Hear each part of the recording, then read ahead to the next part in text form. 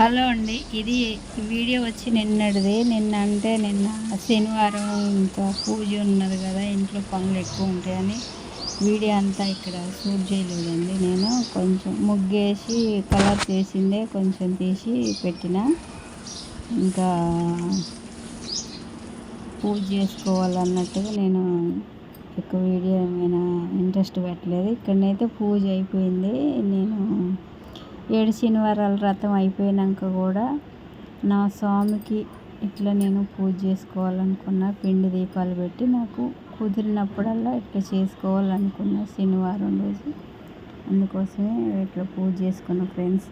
ఇక్కడనైతే పులిహోర ఒక్కటే చేసిన, వడపప్పు, పానకం, అరటిపండు ఇంకా ఇంతవరకు పెట్టుకొని చేసిన. నాకు ఎంతో హాయిగా అనిపించింది ఈ పూజ చేసుకుంటుంటే.